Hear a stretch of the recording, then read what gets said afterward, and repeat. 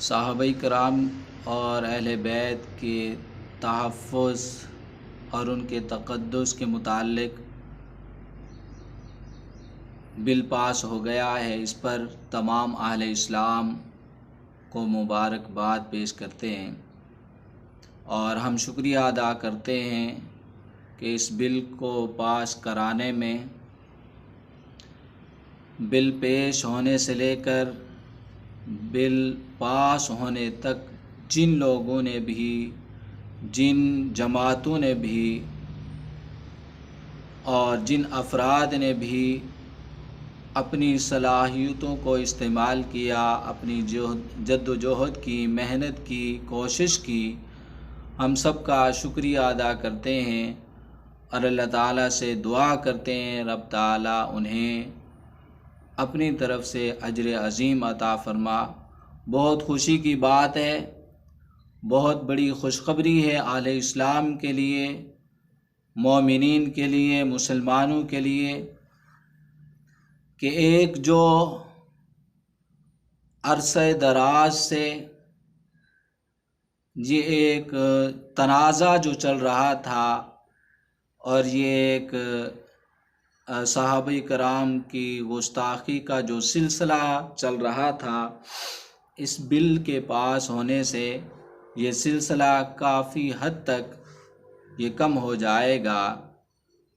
تو بہرحال شہداء کی قربانیوں کے صدقے اور جنہوں نے یہ قربانیاں پیش کیں ان کے صدقے یہ بل پاس ہوا۔ اور یہ بل اس سے پہلے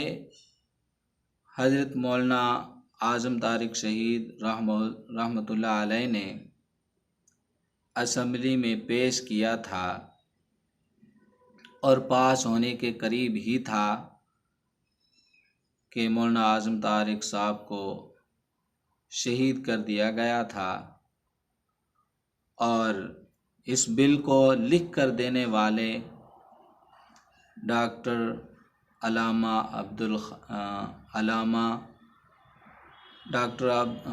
عبدالخالق ہیں،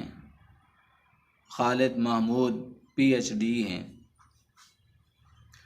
بہرحال تمام لوگ مبارکباد کے مستحق ہیں۔ بڑی ہی عظیم خوشخبری ملی ہے ہمیں، ایک عرصہ دراز سے جو خواہش دل میں تھی، جو چاہت تھی کہ قومی اسمبلی میں اور سینٹ میں یہ بل پاس ہونا چاہیے، ایک قانون سازی ہونی چاہیے، تو کل یعنی 7 اگست 2023 کو یہ بل منظور ہوا۔ اور حسین اتفاق یہ بھی ہے